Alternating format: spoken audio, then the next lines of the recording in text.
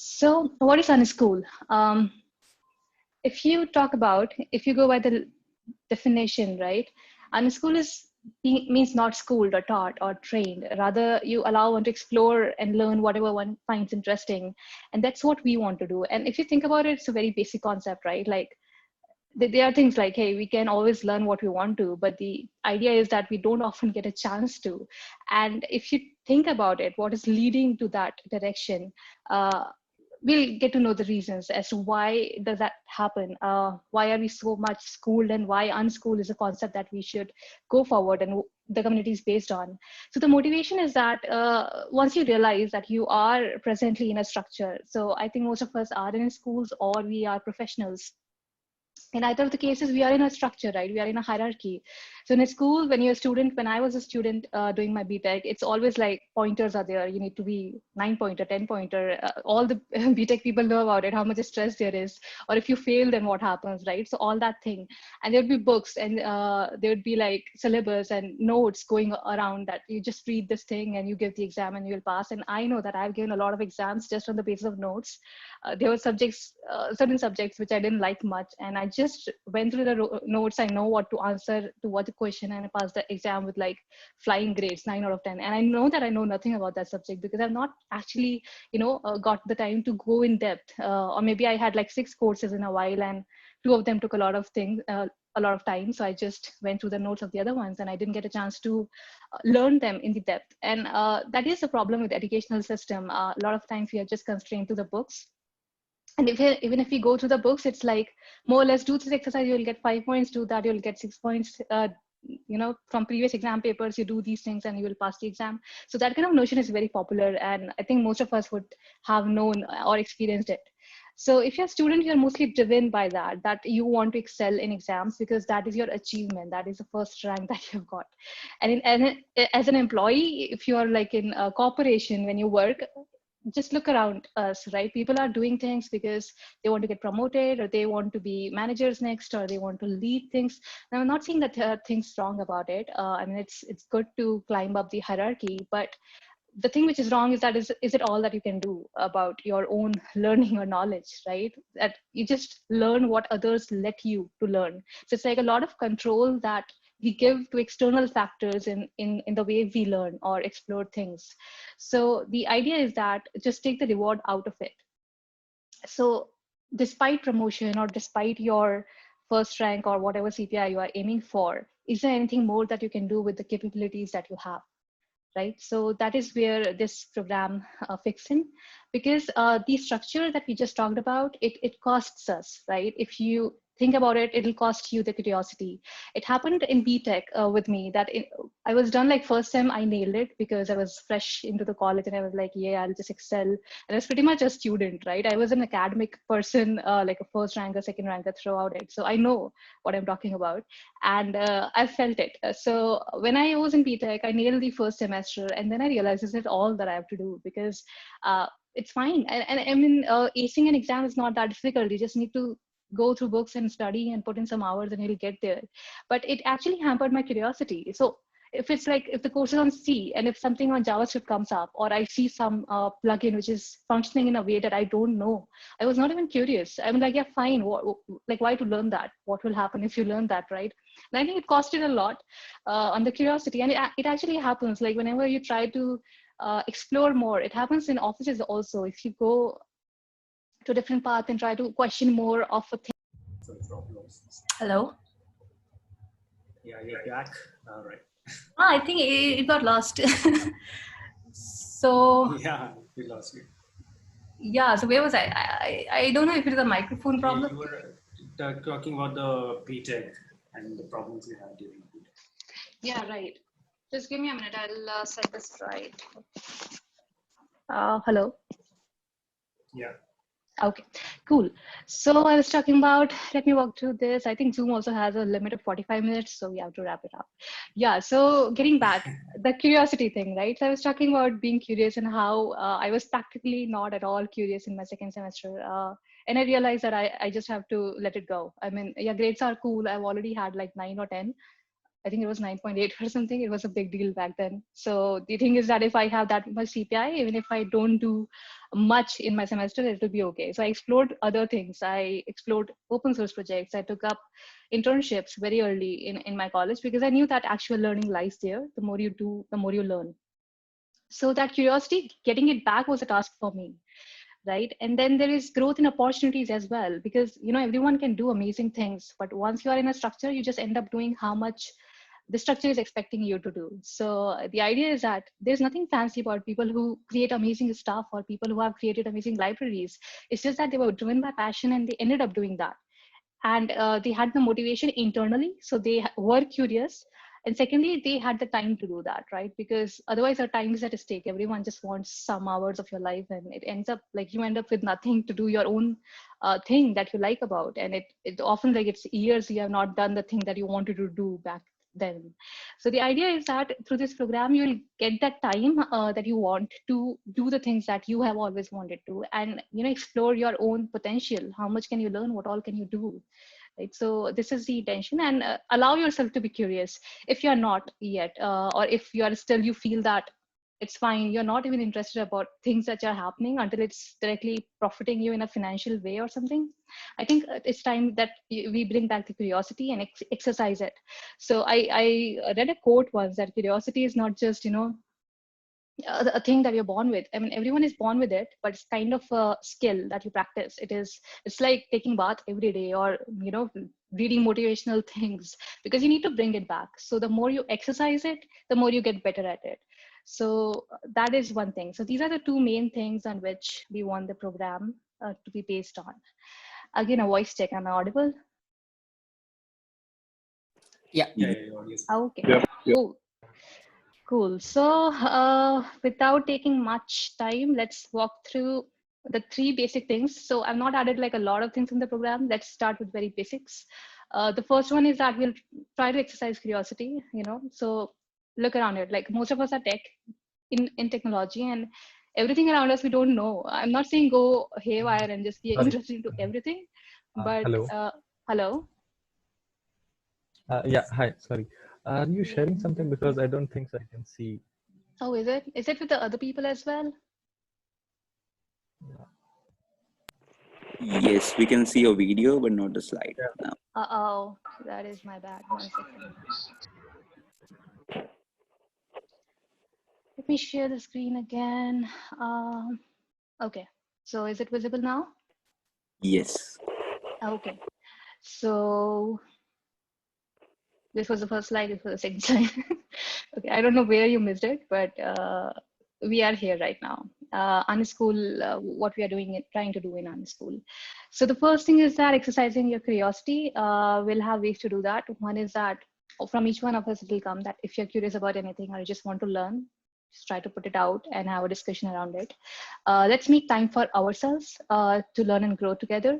Now, if you think about it, a major factor of learning, everyone wants to learn. It's not that people are there who don't want to learn things. They want to learn, but often it happens that you don't have the time to do that, right? So, and if you think about the work that you do for corporates or the work that you do for your universities, it is significant, right? You end up doing like big projects, you end up doing a lot of work. Why does that happen? Because you are in a system and there's accountability in place, right? Like I think every alternate day there's a scrum which will ask that, hey, what's done, what has been done, what is pending, and someone is constantly asking you questions, and then you are also like, yeah, I have to get this thing done, because it just feels weird that I'm paid for it, I'm not even doing that right. So the idea is that there has to be an accountability in place, and that is what we want to create using this community. So there'll be people around. All of us want to do things. That is why we are here. We are very clear on what we want to learn, which we have already shared. So the idea is that you go through that, we share what you learn, and you inspire each other. At the same time, the community will have that accountability index for you. So we are there for you, and we know that you're making progress on something, or are you stuck on something, or just to get back on what you want to learn, right? If you're deviated a lot. So that is why we have a plan, and going through that plan so that we can support each other while you do that. And one good thing is that there are people who are of interest. So I think most of the people are interested in cybersecurity, and the other half is interested in ML. So there'll be people from which you can learn. So you can have a peer learning as well in this thing. So how it runs. all of us prepare an unschooling guide. Unschooling guide is nothing but just your to-do list kind of thing that you want to learn. It need not be sessions that you want to take, or videos that you want to see, or courses that you want to do. It can as well be just some projects that you want to try out, anything that you want to hack around, right? So any crazy idea that you have, it can be your own. Just define it and have a time frame on it, that okay, it's September going on, so at least this thing I should try. And you share it with the community on Slack. So mostly we'll be active on Slack, and we'll be motivating and acknowledging the progress on Slack. Every member should feel free to initiate a huddle. It need not be with the whole group. If you know that, okay, I am interested in cybersecurity, and I know, okay, Abdul or Hassan are also interested in cybersecurity, I can have a quick huddle with them and brainstorm certain ideas that I want to talk about. So you can just post in the group that I am looking into that, and are there any people who want to talk about it? And you can have a quick huddle and discuss the things that you want to.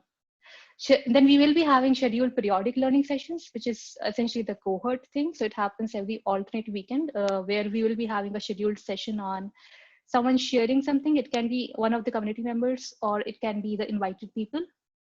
So we had people who wanted to join, but they were like, they had some, like they're already professors somewhere, or they are doing other jobs, or some people are everyone is basically in different phase of their life. Someone is shifting, someone is doing something, so they might not be there for 2 months, but they would want to join in. So there are people like that, and they can come and take a session for the community.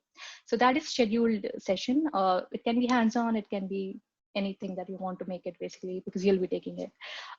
Then we have a tech for me project. So it's like build something cool for yourself. And this is important because we don't realize the magic of technology until you create something like that, right? So create something. It can be very small as well. It can be as simple as, I see a lot of YouTube videos, I get distracted, I just want to avoid it. So you just make a change or make a plugin in JavaScript, and you just see the video that you want to, and others are just off. They don't appear on the website. It is a very small hack, but it helps me, right? So anything like that. And I think Hassan is a really good guy to talk about it, because the last I talked to him, he was doing something really amazing, which is solving a purpose. So we'll hear in a little while from Hassan what kind of hacks he do usually, and he'll talk more about what all he has been through, because it's a very interesting story.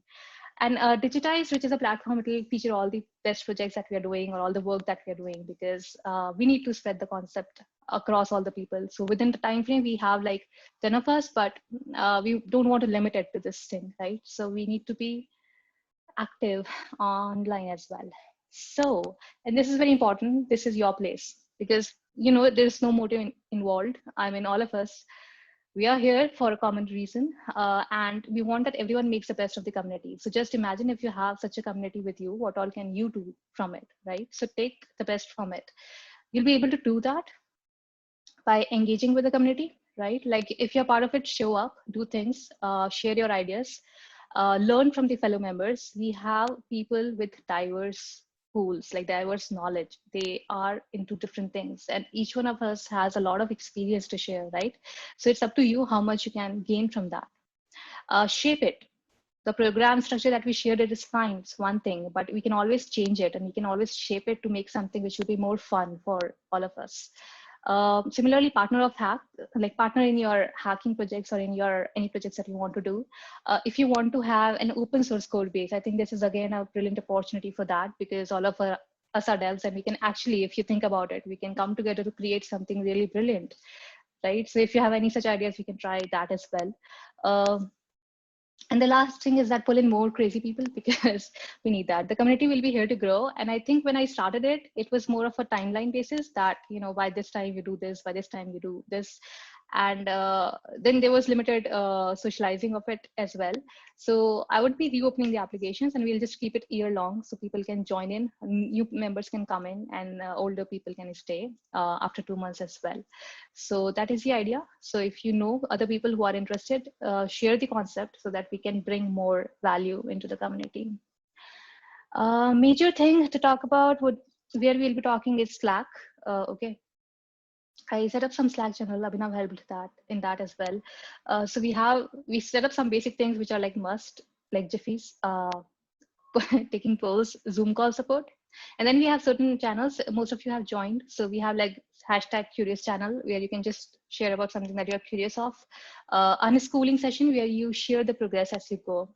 So your plan, which you shared with me, I'll be putting it up on Slack. If you want to make changes to it, let me know.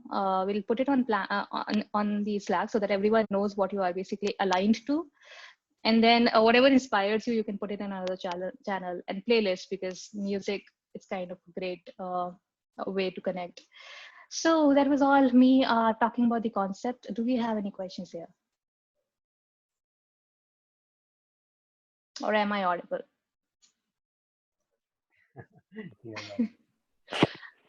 Yeah, so do we have any questions? Tell me if we have. Or we can go to Slack. Yeah, and these are like cool GPs that you guys shared. It's basically the excitement way. I like this professor one a lot because I am a fan of Money Heist as well. So let's move to Slack then. Hey, someone is saying anything? No, I was just saying like I just completed that day only. Okay. Yeah, it is actually very inspiring series, dude. I loved it. Yeah. It's good. Okay, so getting back to Slack. This one is the Slack channel. All the things that we. Hello. Hello. Yeah. Yeah, just wanted to just say the slide is just awesome. Actually, it covered everything and it was interesting as well. Like it was not a boring slide to go through. Okay. Thank you. I try to keep it short because I know slides can be boring. Yeah, generally when we see, generally whenever we see a slide, we feel like, no, this is not the thing that we I know, wanted. I know. But no, this was good. Thank you. Cool. Let's One move to question. the yeah. So you said cybersecurity and ML somewhere in between. So Right. is it like that someone will be sharing that, or that this will be the main topics, or how it will be? No, it will not be a main topic. So I said that to give examples of people who are interested in a Okay. common theme. So people who are learning cybersecurity. So there's an overlap. I think the ones that I remember, people want to learn cybersecurity, ML, or the cloud thing. So it's a mix and match of thing, and you would be able to know the people who have the same interest as you by going through the introductions. So Okay. Abhinav did this fabulous job of posting all the intros here. So we have Bharat. I don't know if he's with us. So Good we job, have, Avinav. yeah. Bharat, would you want to talk about yourself a bit? We have your intro here for reference.